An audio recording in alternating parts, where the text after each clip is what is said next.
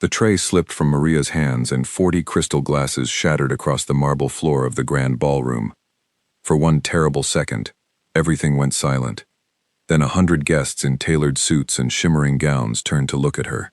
Maria felt her face burn as she dropped to her knees, gathering broken glass with trembling fingers, her catering uniform now stained with spilled champagne. Diane Whitfield, the event coordinator, appeared out of nowhere, her heels clicking sharply against the floor. She did not offer a hand. She did not ask if Maria was hurt. She grabbed Maria's arm and pulled her up, her voice low but cutting. "You are done serving tonight," Diane hissed. "Get to the kitchen. Someone needs to wash every dish in this building, and it is going to be you." Maria opened her mouth to explain that the tray had been overloaded, that another server had bumped into her, that it was not entirely her fault. But Diane was already walking away, already smoothing her expression into the polished smile she wore for donors and sponsors. Maria stood there a moment longer than she should have.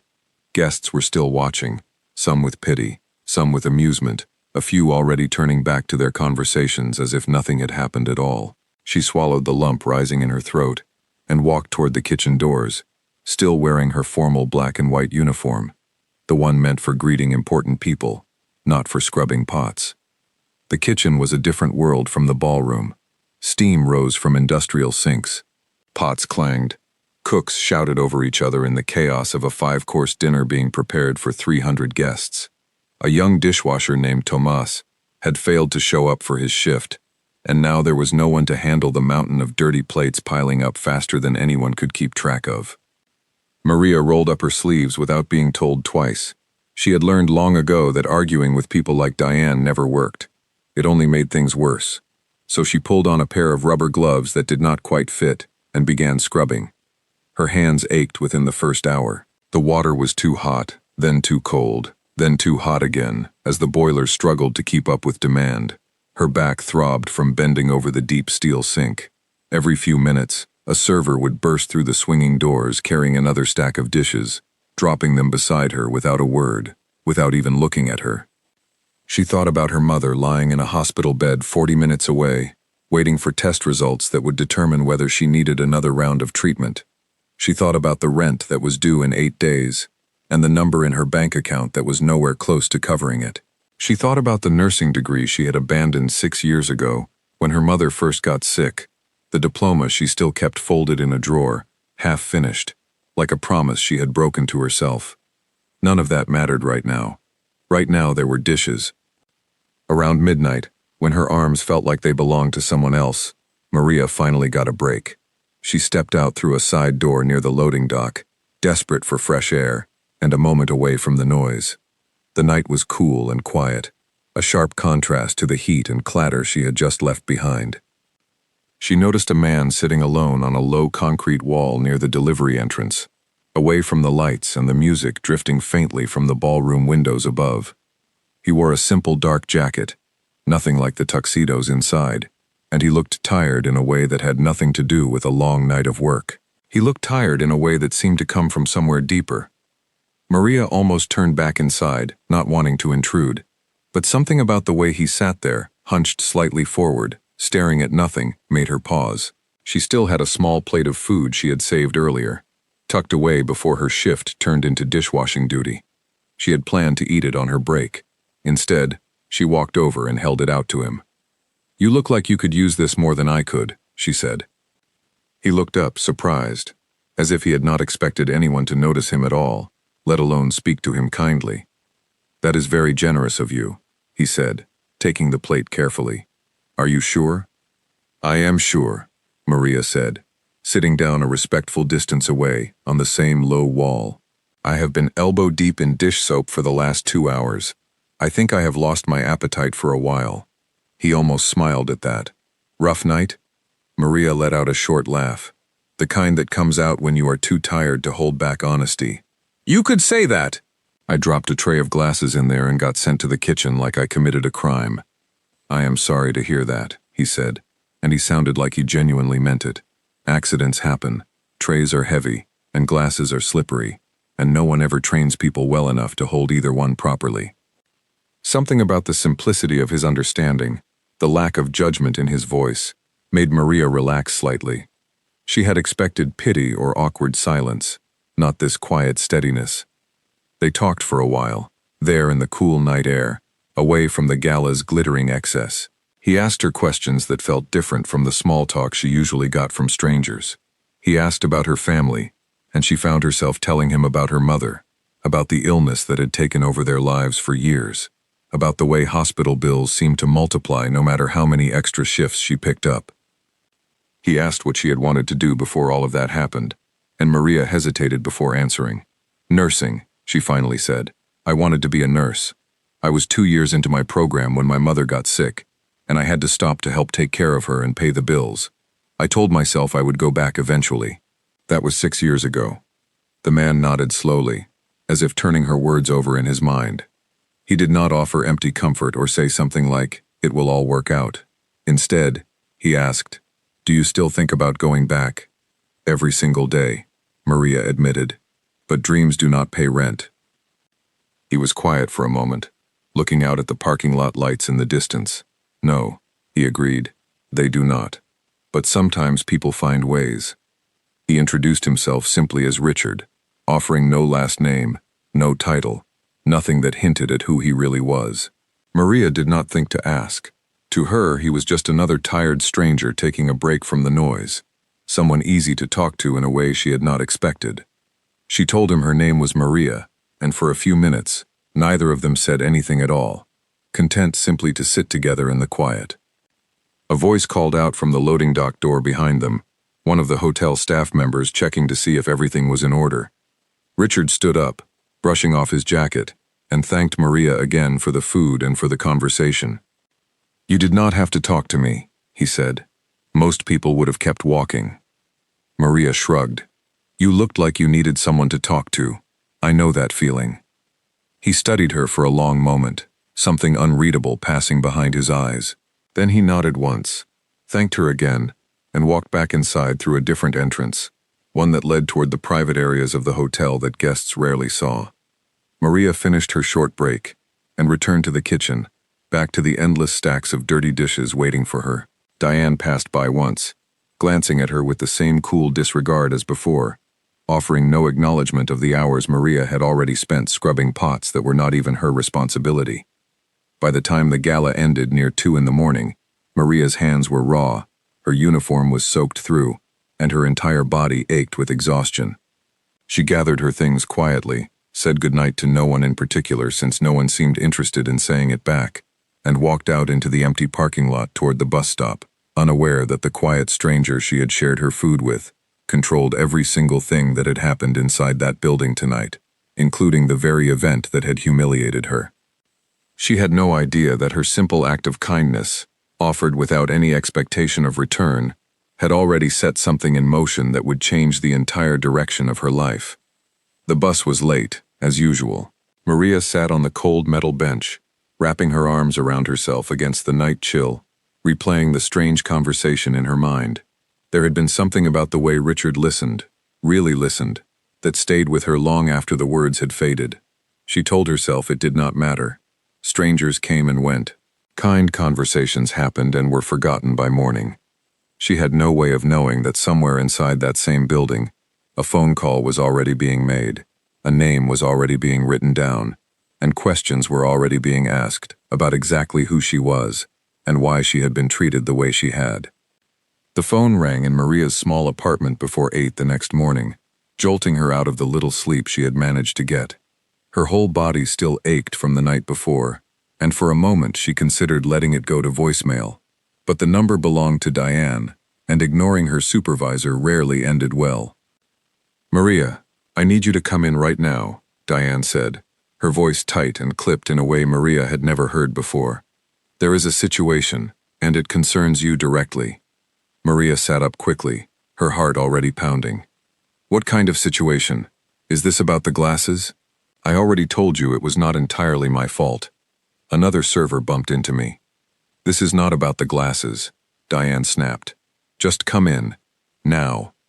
The line went dead before Maria could ask anything else. She dressed quickly, skipping breakfast, her mind racing through every possible reason she might be getting fired. Maybe someone complained about her being in the kitchen looking disheveled.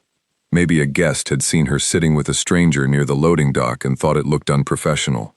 Maybe this was simply the end of a job she desperately needed. The bus ride to the hotel felt longer than usual. Maria stared out the window, running through the numbers in her head, calculating how many days she could survive without this income, how she would explain to her mother that she had lost yet another job, how she would find something new fast enough to keep up with the bills already piling on the kitchen counter. When she arrived at the hotel, the atmosphere felt different from the chaotic energy of the gala the night before. The lobby was quiet, elegant, almost sterile in its calm. A member of the front desk staff, recognizing her uniform from the night before, directed her toward a private elevator that led to the upper floors, the ones reserved for hotel management and executive offices. Maria's stomach twisted with anxiety as the elevator doors opened onto a hallway lined with expensive artwork and soft lighting. Diane was waiting outside a set of double doors, looking noticeably paler than usual, her usual confident posture replaced by something closer to nervousness. "What is going on?" Maria asked. "Why are we up here?" "Just follow my lead," Diane said quietly, refusing to meet her eyes. "And please, do not say anything unnecessary." Before Maria could respond, the doors opened, and they stepped into a large office with floor-to-ceiling windows overlooking the city skyline.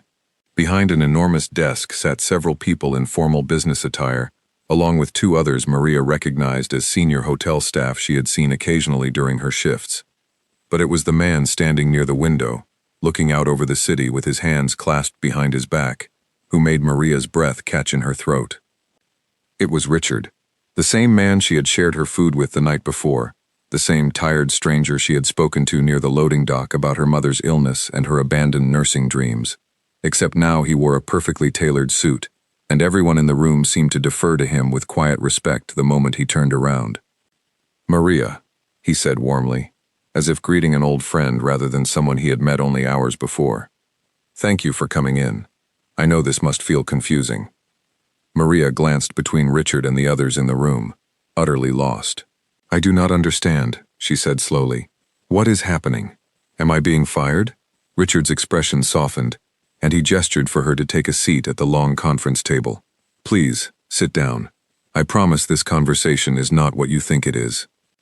Diane hovered near the door, looking increasingly uncomfortable, her earlier sharpness completely replaced by visible nervousness. One of the senior staff members, a woman Maria vaguely recognized as the hotel's general manager, cleared her throat. "Ms. Torres," she began carefully, "I believe some introductions are in order. This is Richard Hale. He owns this hotel, and he is also the founder of the charitable foundation that organized last night's gala." Maria felt the floor tilt slightly beneath her. She looked at Richard again, searching his face for some sign that this was some kind of mistake, some elaborate joke that would end with everyone laughing and telling her it was fine, that she could go home. But Richard's expression remained calm and sincere, exactly as it had been the night before when they sat together near the loading dock. "You own the hotel," Maria repeated slowly, still trying to process the information. "You own the entire gala." "I do," Richard confirmed gently, "and I should have introduced myself properly last night, but honestly, I appreciated the chance to simply talk to someone without all of this attached to my name. You spoke to me like a person, Maria, not like someone important. That meant more to me than you probably realize." Maria's mind raced back through their conversation, replaying every word she had said, wondering if she had said anything inappropriate or embarrassing, without realizing who she was actually speaking to. But nothing about that conversation had felt wrong. It had felt honest. Richard continued, his tone shifting slightly, becoming more serious. "After we spoke last night, I asked one of my staff members who you were. I wanted to properly thank you for the food and the conversation. That is when I learned what had happened inside the ballroom, the incident with the tray, and how you were treated afterward." Maria's cheeks flushed with embarrassment. "It was an accident," she said quickly. "Someone bumped into me while I was carrying the tray. I did not mean to drop it." "I know," Richard said calmly. "I reviewed the security footage this morning. I saw exactly what happened, and I saw exactly how it was handled afterward." The room fell silent. Diane shifted uncomfortably near the door, her face growing paler by the second. Richard turned toward Diane, his expression hardening slightly for the first time since Maria had entered the room. "Diane, would you like to explain to Maria why you chose to publicly humiliate an employee in front of 300 guests for an accident that was not even her fault?" Diane's mouth opened and closed several times before she managed to speak. "I was under a lot of pressure last night," she stammered. "The event was already behind schedule, and when the glasses broke, I panicked. I should have handled it differently." Richard nodded slowly, his gaze steady. Pressure is part of running events like this. It happens to everyone, but how you treat people when you are under pressure says far more about your character than how you act when everything goes smoothly. Maria sat frozen in her chair, unsure of what to say, watching this entire situation unfold like something out of a dream she might wake up from at any moment. She had walked into this building expecting to lose her job. Instead, she was witnessing her supervisor being quietly reprimanded by the hotel's owner. Richard turned his attention back to Maria, his expression softening again. "I want to tell you something about myself, if you will allow me," he said. "Before I owned any of this, before any of these buildings had my name attached to them, my mother worked as a domestic servant in wealthy households. She spent her entire life being overlooked, dismissed, and treated as though her presence in a room meant nothing at all." Maria listened quietly, sensing that this story mattered deeply to him. "She used to tell me that the way people treat those who serve them reveals everything about who they really are," Richard continued. "When she passed away, I made a promise to build something that would recognize people like her, people who work hard, who stay kind even when they are treated poorly, who never stop trying despite everything working against them. That promise became this foundation." He paused, looking directly at Maria. "Last night, you had every reason to be bitter, to complain, to ignore a stranger sitting alone outside a party you were not invited to enjoy. Instead, you offered him food and genuine conversation, even after being humiliated in front of hundreds of people. That kind of character is exactly what my mother taught me to look for in people, and it is exactly what this foundation is meant to reward." Maria felt tears beginning to gather at the corners of her eyes, though she was not entirely sure why. Maybe it was exhaustion. Maybe it was disbelief. Maybe it was simply the overwhelming relief of being seen, truly seen, after years of feeling invisible. "I do not know what to say," she admitted quietly. "You do not need to say anything yet," Richard replied with a small smile. "Just listen for a moment longer." He walked around the table and took a seat directly across from her, folding his hands together. "My foundation does more than raise money for causes at fancy dinners," he explained. "We also fund scholarships and mentorship programs for individuals who demonstrate real integrity, especially those who have had to sacrifice their own dreams to take care of others." Maria's breath caught as she began to understand where this conversation might be heading. "I would like to offer you a full scholarship to complete your nursing degree," Richard said plainly, "along with a stable position within my foundation's administrative offices, one that would provide you with steady income and flexible hours while you finish your studies. This is not charity in the way people often imagine it. It is an investment in someone whose character I witnessed firsthand, without ever needing a resume or an interview to prove it." Maria stared at him, completely speechless, her mind struggling to process the sudden shift from expecting termination to being offered an opportunity that felt almost too large to comprehend. "This cannot be real," she finally whispered. "It is very real," Richard assured her gently. "And it is entirely your decision. There is no obligation here, no strings attached. If you would like time to think it over, that is completely understandable." Diane, still standing near the door, looked as though she wanted to disappear into the wall behind her. The general manager cleared her throat once more, addressing Diane directly. "Given everything discussed today," she said carefully, "we will need to have a separate conversation about expectations going forward regarding how staff are treated during high-pressure events." Diane nodded stiffly, her earlier authority completely deflated, replaced by the quiet realization that her actions from the night before were about to have real consequences. Maria barely registered the exchange between Diane and the general manager. Her focus remained entirely on Richard, on the offer he had just placed in front of her, an offer that felt like it belonged to someone else's life, not her own exhausted, dish-soaked existence from the night before. Take whatever time you need, Richard said again, standing up from the table. My office will be in touch whenever you are ready to talk further, whether that is tomorrow or next month. There is no pressure attached to this decision. Maria nodded slowly, still trying to steady her breathing, still trying to convince herself that this entire morning was actually happening, and not some elaborate dream conjured up by pure exhaustion. As she left the office and stepped back into the elevator, her reflection stared back at her from the polished metal doors, the same tired face from the night before, still wearing the weight of years of struggle. But something inside her had shifted, something she could not quite name yet, a flicker of possibility she had not allowed herself to feel in a very long time. For the first time in 6 years, the folded diploma sitting in her drawer at home did not feel like a reminder of failure. It felt like unfinished business, waiting patiently for its moment to be completed. Outside the hotel, the morning sun felt sharper than usual against her tired eyes.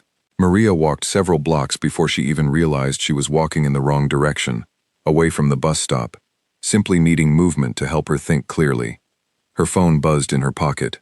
It was her best friend, Priya, checking in after a late-night text Maria had sent, describing the disaster with the tray of glasses. "Hey, are you okay?" Priya's message read. "Did they fire you over the glasses thing?" Maria stopped on the sidewalk, staring at the screen, unsure how to summarize what had just happened in a simple text message. She decided calling would be easier. Priya picked up on the second ring. "You will not believe what just happened," Maria said, her voice trembling slightly between disbelief and something close to laughter. "Did they fire you?"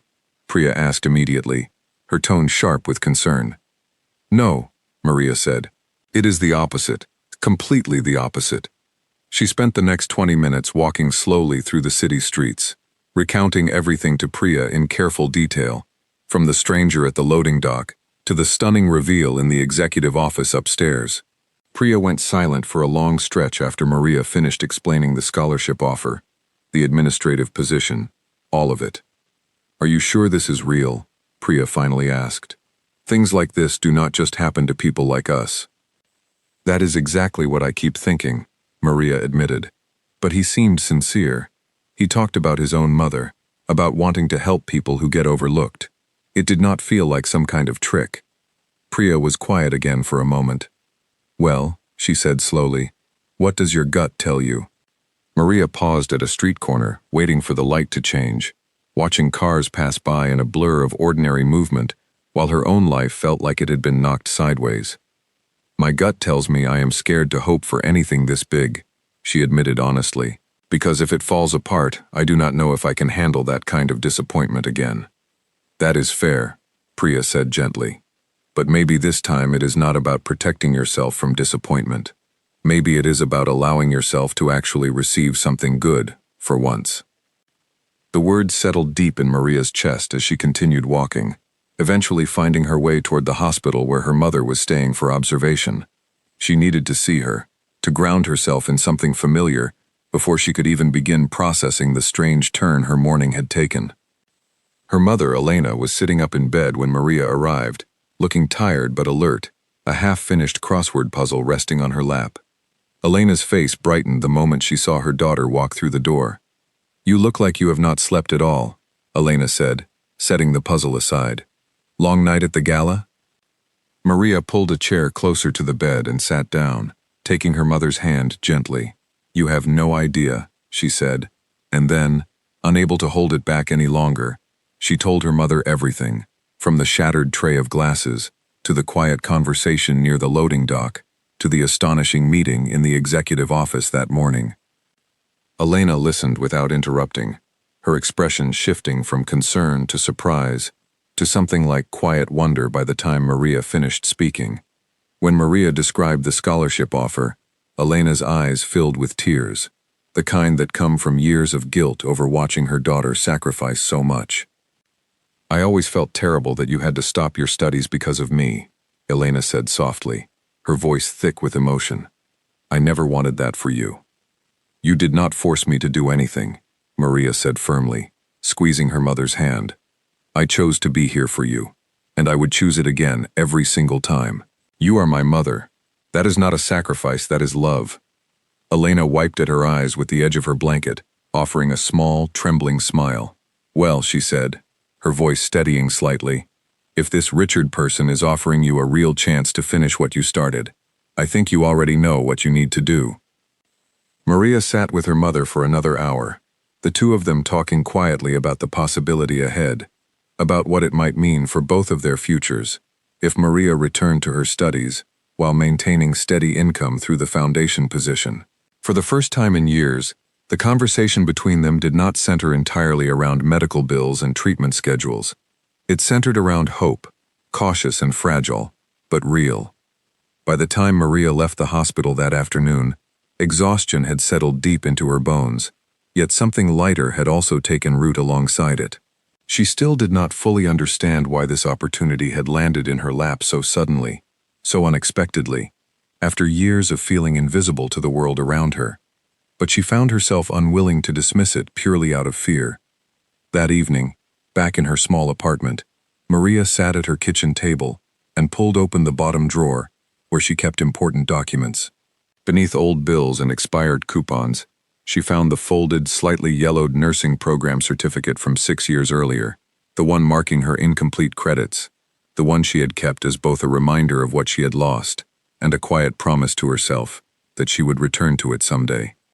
She smoothed the paper out on the table in front of her, reading over the faded print of her own name beside the words nursing program, incomplete. For 6 years, that word, incomplete, had felt like a verdict on her entire life. Tonight, for the first time, it felt like an invitation instead.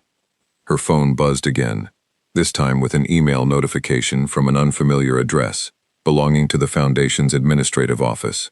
She opened it carefully, her heart pounding as she read through the formal yet warm message confirming that the scholarship offer remained open whenever she was ready to move forward, along with details about the administrative position and its flexible working hours, designed specifically to accommodate students balancing coursework and employment. Maria closed her eyes for a long moment, letting the weight of the entire day settle over her fully. Somewhere across the city, inside an office she had never expected to enter, a man she had simply offered a plate of food to the night before had set into motion a chain of events that could completely reshape the trajectory of her life. She was not ready to say yes just yet. Fear still lingered at the edges of her excitement, whispering warnings about trusting things that seemed too good to be true. But for the first time in longer than she could remember, Maria allowed herself to imagine a future that did not revolve entirely around survival, a future where her own dreams finally had room to breathe again. 3 days passed before Maria worked up the courage to call the Foundation office back.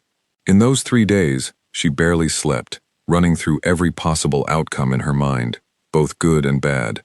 She kept waiting for a catch to reveal itself, some hidden condition buried in fine print that would turn this generous offer into something complicated or impossible to accept.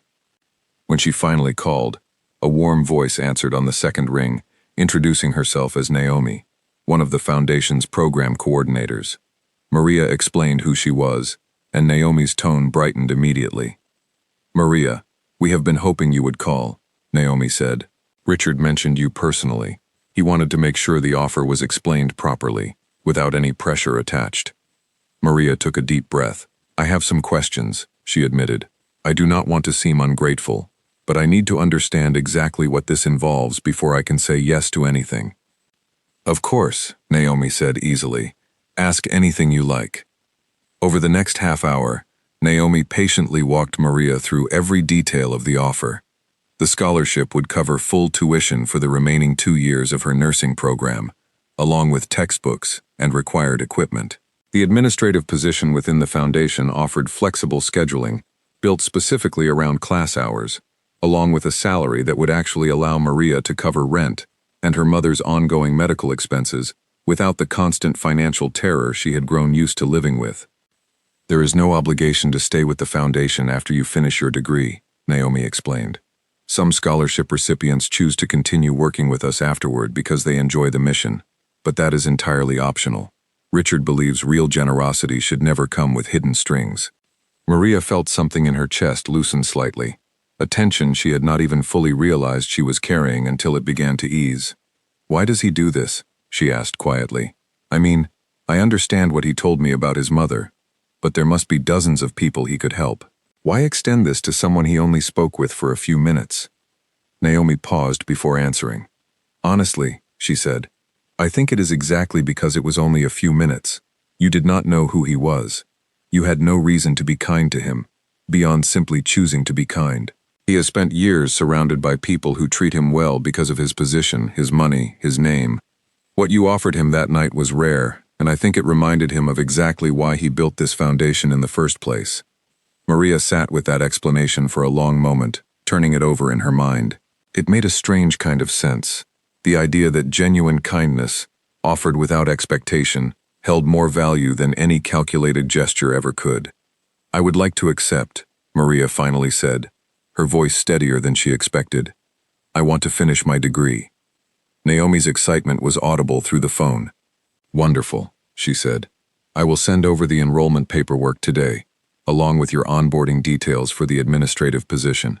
Welcome to the team, Maria. After hanging up, Maria sat quietly at her kitchen table for a long while, staring at the folded nursing certificate still resting where she had left it 3 nights earlier. She picked up her phone again and called her mother, sharing the news through tears that came easier this time, tears of relief rather than exhaustion. The following weeks brought a whirlwind of changes into Maria's life.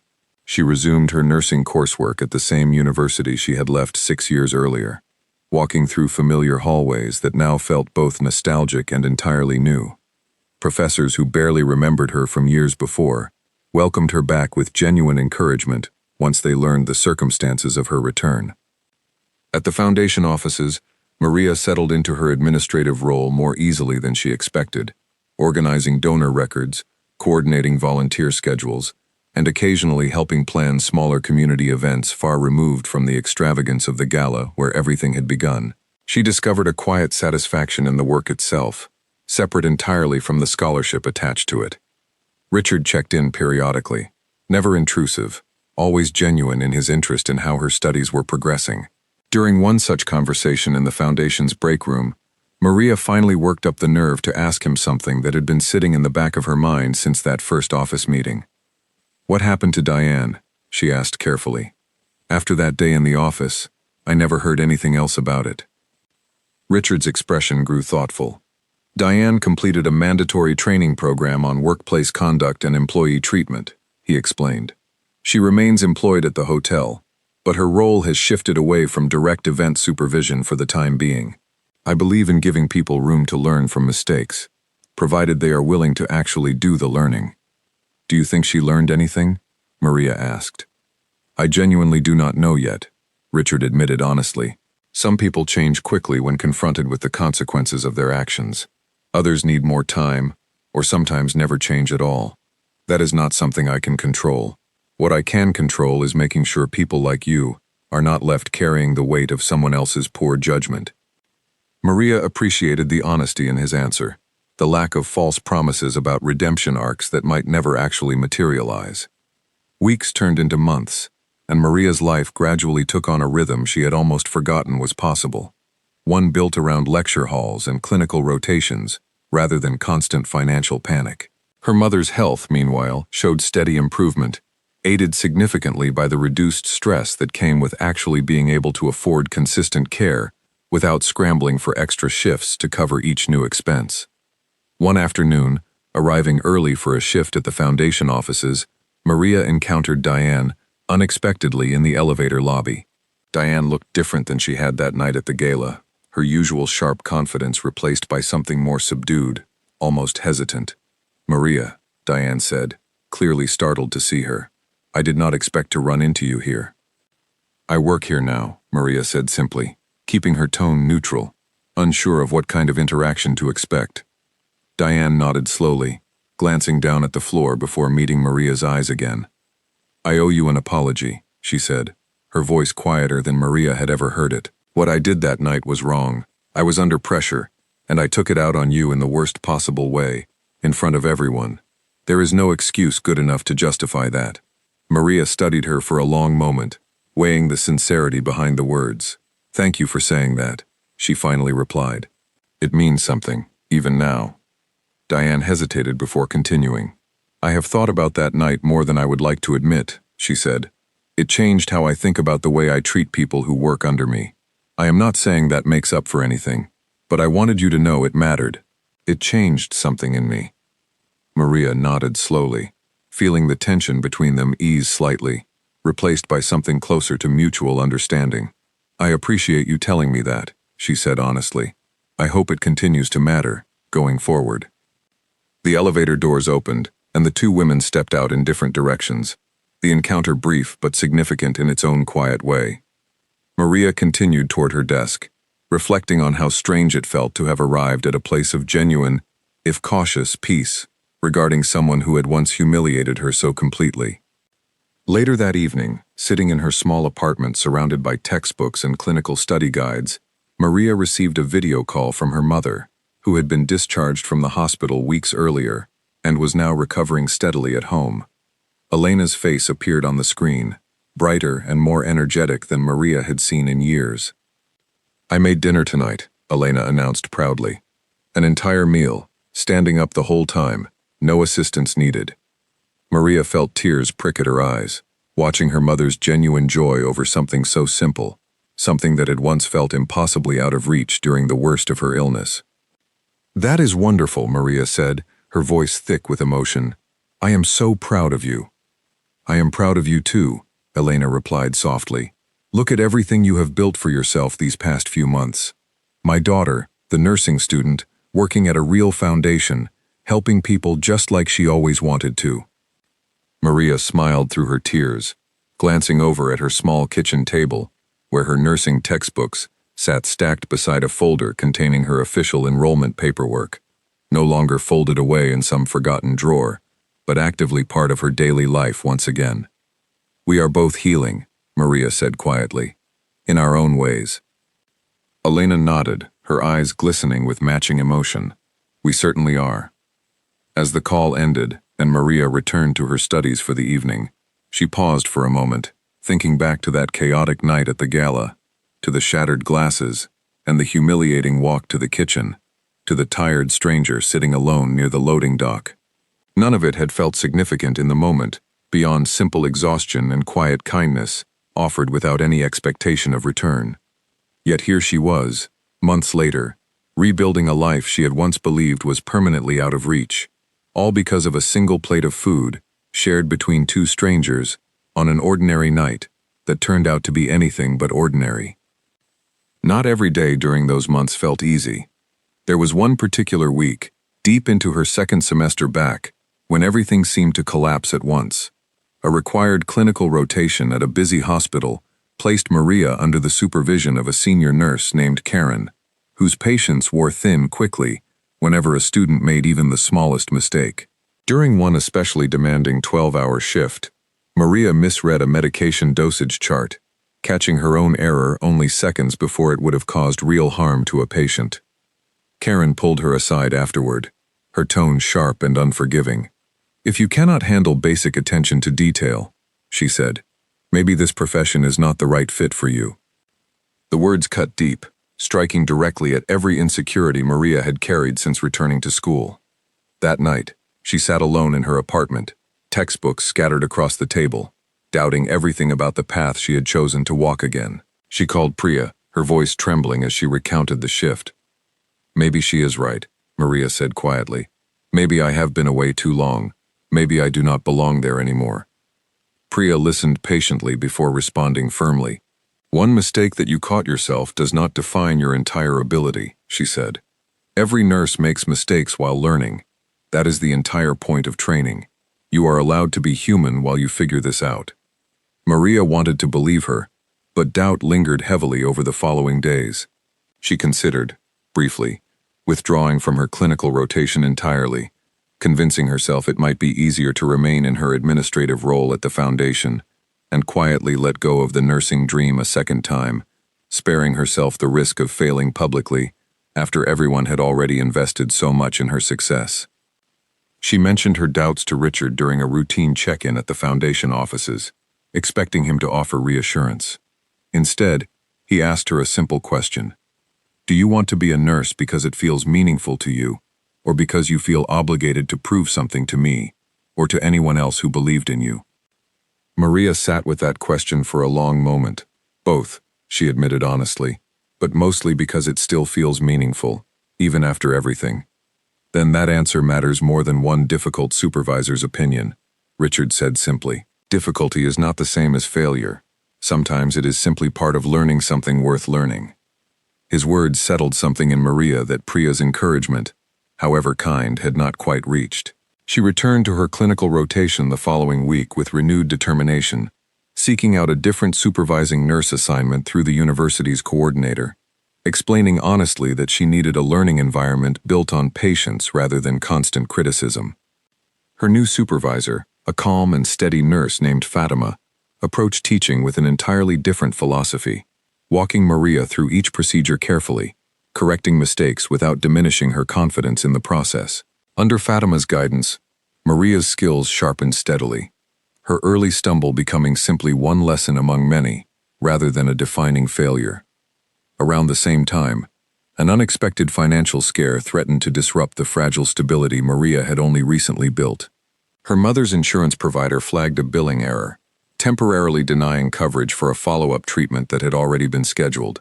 For a few tense days, Maria found herself thrown back into old familiar panic, calculating whether her current income could somehow cover the unexpected gap if the insurance dispute was not resolved quickly. She almost did not mention it to anyone at the foundation, embarrassed by the idea of appearing unable to manage her own affairs after being given such a significant opportunity. But Naomi noticed her distraction during a staff meeting and asked privately afterward if everything was all right. Maria explained the situation reluctantly, expecting judgment or, at the very least, polite disinterest. Instead, Naomi immediately connected her with a member of the Foundation's Community Resources team, who specialized in exactly this kind of insurance dispute. Someone who spent the next several days working directly with the provider to correct the billing error before it became a genuine crisis. I did not know the Foundation offered that kind of support, Maria admitted, both relieved and slightly embarrassed that she had almost avoided asking for help entirely. That is part of what we do, Naomi explained gently. Richard believes financial stress compounds every other struggle people face. Removing even one layer of that stress can make an enormous difference in someone's ability to actually succeed at everything else. The insurance issue resolved within the week, the follow-up treatment proceeding as scheduled, and Elena's recovery continued steadily forward without further disruption. Maria found herself grateful not only for the practical assistance, but for the deeper lesson embedded within the experience, the reminder that accepting help did not equal weakness, that asking for support when genuinely needed was its own form of strength rather than failure. By the end of that difficult semester, Maria's grades reflected steady, hard-won improvement, and her clinical skills under Fatima's mentorship had grown considerably more confident. During her final evaluation, Fatima offered words that stayed with Maria long after the semester ended. "You have good instincts," Fatima told her, "and more importantly, you know how to recover from a stumble without letting it define you. That matters more in this profession than perfection ever will." Maria carried those words with her as she moved into the next phase of her program, the earlier doubt from that difficult first rotation gradually replaced by a steadier, more grounded confidence in her own ability to navigate whatever challenges still lay ahead. As the second year of Maria's renewed nursing program approached its final stretch, the workload intensified beyond anything she had experienced so far. Advanced clinical rotations demanded longer hours, more complex procedures, and an entirely new level of responsibility that left little room for hesitation or self-doubt. Maria found herself waking before dawn most mornings, reviewing notes over coffee, before heading to the hospital, then returning home late in the evening to complete assignments for her foundation role, before collapsing into bed, only to repeat the entire cycle again the next day. Despite the exhaustion, something had shifted permanently within her. The version of Maria who once dropped a tray of glasses and silently accepted humiliation without argument felt like someone from a different lifetime entirely. This new version of herself moved through hospital hallways with a quiet, growing confidence, asking questions when she needed clarity, advocating for patients when something felt wrong, trusting her own instincts in ways she had not allowed herself to do in years. During one demanding rotation in the hospital's emergency department, Maria found herself assisting during an unusually chaotic evening shift when multiple patients arrived simultaneously, following a multi-vehicle accident on the highway outside the city. The department buzzed with controlled urgency, doctors and nurses moving quickly between patients, calling out vital signs, coordinating treatment priorities in rapid succession. Maria was assigned to assist an elderly patient named Harold, who had been thrown into a state of confusion and distress following the accident, unable to clearly communicate his medical history or current symptoms to the attending physician. While others rushed between more visibly urgent cases, Maria took a moment to kneel beside Harold's stretcher, speaking calmly, asking gentle questions, slowly piecing together crucial information about his condition that the chaos of the emergency room had nearly overlooked entirely. Her patience uncovered a critical detail: a blood-thinning medication Harold had taken earlier that day, information that significantly altered the treatment plan the attending physician had been preparing to implement. The physician, a sharp and normally unflappable doctor named Aiden, paused when Maria relayed the information, immediately adjusting his approach to avoid a potentially dangerous complication. "Good catch," Aiden told her afterward, once the immediate crisis had stabilized. "Most people rush past confused elderly patients during chaos like that. You did not." Maria brushed off the praise, though it settled warmly in her chest regardless. "He was scared and confused," she said simply. "Someone needed to actually listen to him." "That instinct," Aiden replied, "cannot be taught in a classroom. Keep trusting it." The encounter stayed with Maria long after that chaotic shift ended, reinforcing something she had begun to understand deeply over the past year, that her own life experience, the years spent caring for her mother, listening carefully to people who often went unheard, had shaped her into exactly the kind of nurse capable of noticing what others might overlook entirely. Meanwhile, back at the Foundation offices, Maria's relationship with Richard had evolved steadily from its unusual beginning into something resembling genuine mentorship, and eventually, something closer to family. He attended her clinical program's midpoint recognition ceremony quietly, seated near the back of the auditorium, without any announcement of his presence, simply there to support her progress, the same way he supported every scholarship recipient the Foundation had ever helped. Afterward, over coffee in the Foundation's break room, Richard shared something with Maria he had not mentioned before. "I do not often get involved this personally with scholarship recipients," he admitted. "Usually the process runs entirely through Naomi and the rest of the team, but something about that night at the gala stayed with me in a way I still find difficult to fully explain." Maria considered his words carefully. "Maybe it is because neither of us expected anything from each other that night," she offered. "There was no agenda behind either of our kindness. Just two tired people, talking honestly for a few minutes." Richard nodded slowly, appreciating the simplicity of her observation. "Perhaps that is exactly it," he agreed. "Genuine kindness without agenda tends to leave a deeper mark than anything calculated ever could."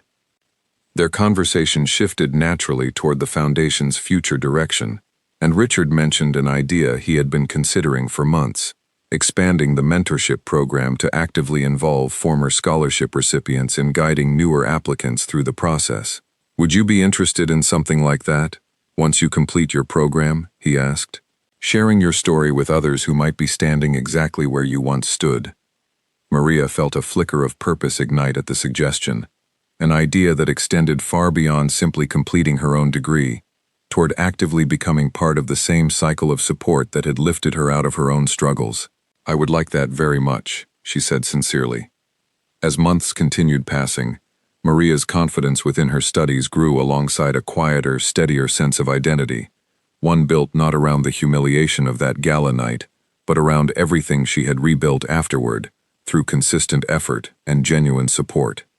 Her mother, Elena, continued recovering steadily, eventually returning to part-time work at a local community center, finding purpose in small tasks that had once felt impossibly out of reach during the height of her illness. One afternoon, while reviewing case studies at the Foundation offices during a rare quiet moment, Maria received an unexpected message from Diane, the same supervisor whose harsh treatment had set this entire journey into motion. The message was brief but sincere, asking if Maria might be willing to meet for coffee sometime, explaining that she had something she wanted to share in person rather than through text.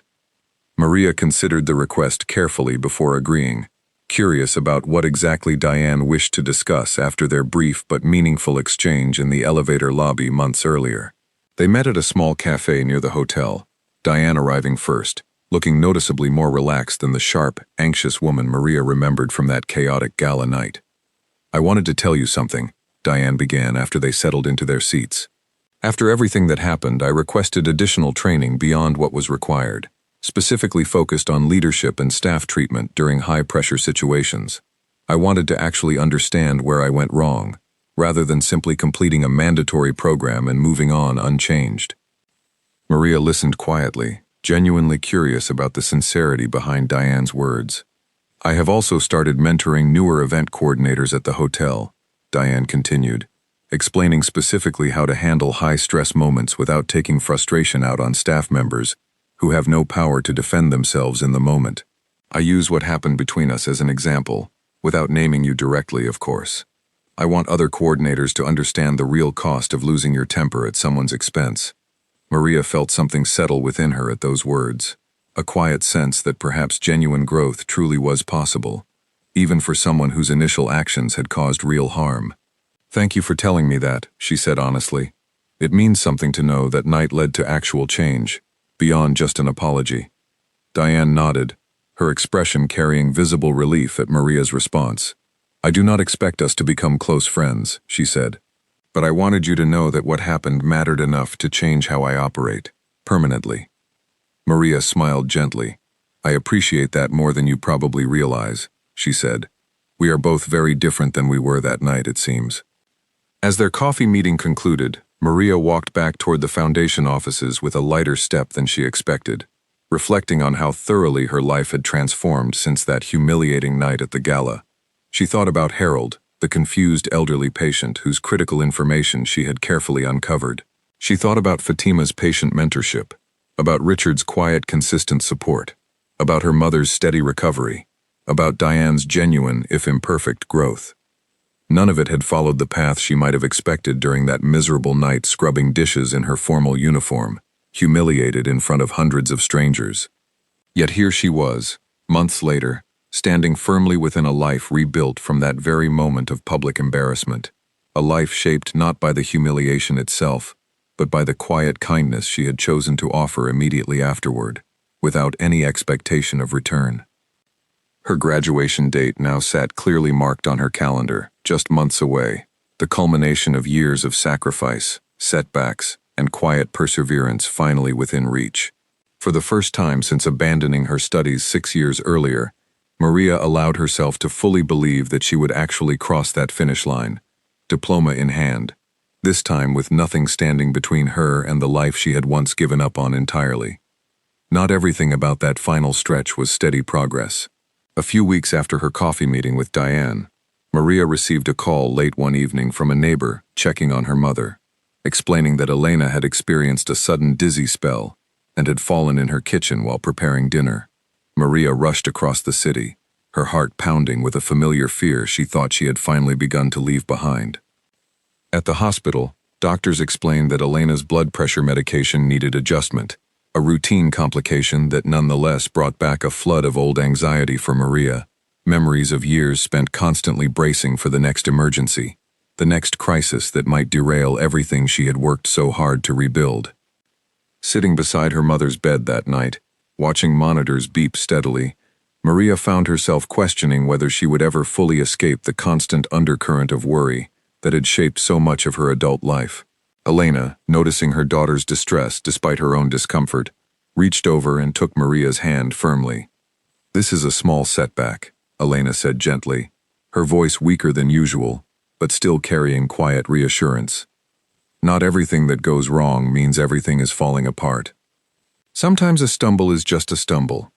Maria managed a tired smile, recognizing an echo of the same lesson Fatima had once taught her during that difficult clinical rotation. "You sound like my nursing mentor," she said softly. Elena chuckled weakly. "Maybe good advice simply repeats itself in different voices until you are finally ready to actually believe it." The medication adjustment resolved the issue within days, and Elena returned home with a clearer treatment plan and renewed stability. The scare, while frightening, ultimately reinforced something important within Maria, the understanding that steady progress rarely meant the complete absence of setbacks, but rather the ability to navigate through them without losing everything gained so far. Richard, upon hearing about the incident through a brief mention during one of their regular check-ins, offered quiet support without overstepping into territory that felt intrusive. "If you need flexibility with your schedule this week to be with your mother," he said simply, "that is completely understandable. Family comes first, always." Maria appreciated the offer, though she ultimately needed only a single day away from her responsibilities before returning to her usual routine, steadied by the knowledge that flexibility existed if she truly needed it, unlike the rigid, unforgiving environment she had once endured under Diane's original leadership style. As the weeks continued progressing toward graduation, Maria found herself reflecting more often on the strange, winding path that had led her to this point. She thought about how easily that entire opportunity could have been missed entirely, how close she had come to simply walking past Richard that night near the loading dock, without stopping to offer him anything at all, exhausted and eager to escape the humiliation of her shift. During one quiet afternoon at the Foundation offices, she asked Richard directly what might have happened if she had simply kept walking that night, too tired and upset to stop and talk to a stranger sitting alone in the dark. Richard considered the question thoughtfully before answering. "Honestly," he said, "I probably would have sat there a while longer, then gone back inside, and neither of us would have thought much more about it. I do not believe fate forces these moments to happen. I believe people create them, through small choices that seem insignificant in the moment." Maria nodded slowly, understanding the deeper truth embedded within his answer. It was not some grand cosmic design that had changed her life that night, but rather her own simple decision to offer kindness to someone who appeared to need it, regardless of who he turned out to be. "That is the lesson I try to teach through this foundation," Richard continued. "Not that kindness guarantees some dramatic reward every single time, because it certainly does not always work out this way, but that choosing kindness, consistently, shapes who you become regardless of whether anyone ever notices or rewards it. Sometimes, rarely, someone does notice. That night, I happened to be paying attention."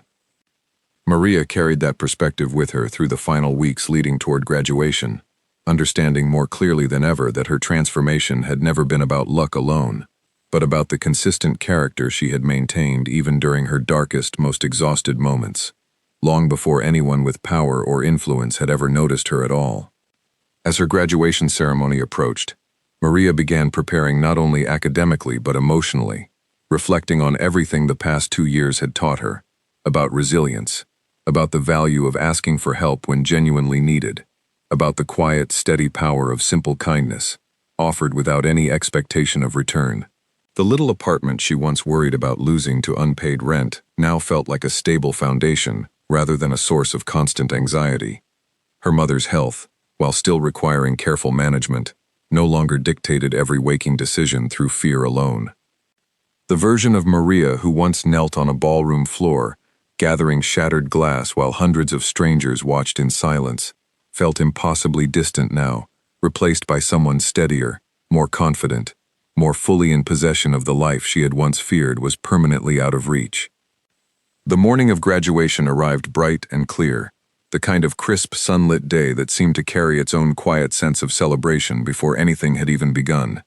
Maria stood in front of her small bedroom mirror, adjusting her graduation gown, her hands trembling slightly, not from nerves this time, but from an overwhelming sense of gratitude that seemed too large to fully contain.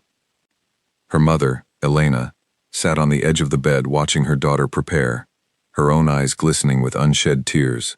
"You look exactly like the young woman who once told me she wanted to help people for a living," Elena said softly. "Except now, you actually get to do it." Maria turned to face her mother, reaching out to take her hand. "We both fought hard to get here," she said. "This diploma belongs to both of us equally." They arrived at the university's auditorium early, finding seats near the front where Elena could watch clearly, despite the crowd steadily filling in around them. Priya arrived shortly after, practically bouncing with excitement, hugging Maria tightly before the ceremony began. I still cannot believe this day is actually here, Priya said, wiping at her own eyes despite her attempts to remain composed. Do you remember how many times you almost gave up completely? More times than I would like to admit, Maria laughed softly, though the memory no longer carried the same sharp sting it once had. As the ceremony began, Maria noticed Richard quietly taking a seat several rows back, dressed simply, without any of the formal attention that typically surrounded his public appearances. He caught her eye briefly and offered a small, encouraging nod before the program officially started. When Maria's name was finally called to walk across the stage, her legs felt momentarily unsteady beneath her, the weight of the entire journey settling fully into that single walk toward the podium. She thought of the hospital room where she had first shared this news with her mother. She thought of Fatima's patient guidance during her difficult clinical rotation. She thought of Harold, the confused elderly patient whose critical information she had carefully uncovered during that chaotic emergency room shift. She thought of the folded, forgotten certificate that had once sat buried in a kitchen drawer, waiting patiently for this exact moment to finally arrive. As she crossed the stage and accepted her diploma, the auditorium erupted into applause, Elena's voice rising clearly above the crowd, calling out her daughter's name with unrestrained pride.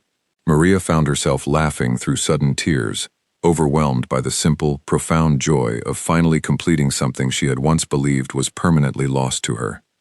After the ceremony concluded, families gathered outside the auditorium for photographs and celebration.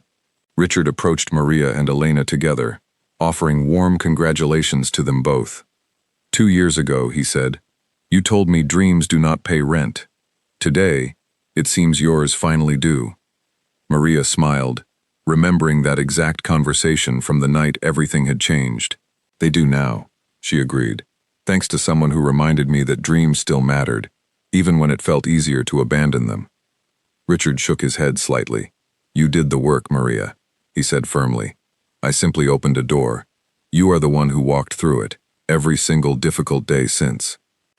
Later that afternoon, Maria began her new position within the local hospital's general medical unit, a role she had secured months earlier, following strong recommendations from both Fatima and Aidan, the emergency room physician who had witnessed her quiet, attentive care toward Harold during that chaotic shift.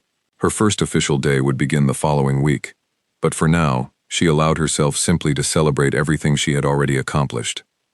That evening, gathered around a small table at Elena's apartment, Maria, her mother, and Priya shared a modest celebratory dinner, laughter and conversation flowing easily between them. Maria glanced occasionally at the folded diploma now resting proudly on the kitchen counter, no longer hidden away in some forgotten drawer, but displayed openly as proof of everything she had rebuilt. Months later, settled fully into her new nursing position, Maria began participating in the mentorship program Richard had once proposed, meeting regularly with new foundation scholarship recipients, sharing her own story honestly, including the parts that felt embarrassing or difficult, especially the humiliating night that had somehow become the very beginning of everything good that followed. During one such mentorship session, a young woman named Elise, struggling with her own difficult circumstances while balancing school and caregiving responsibilities for her younger siblings, asked Maria directly whether she ever regretted the years she lost caring for her mother, instead of pursuing her studies immediately. Maria considered the question carefully before answering honestly. I used to see those years as lost time, she admitted, but now I understand they were not lost at all. They shaped the kind of nurse I eventually became, patient, attentive, willing to notice things others might overlook. Nothing about that time was wasted, even though it certainly did not feel that way while I was living through it.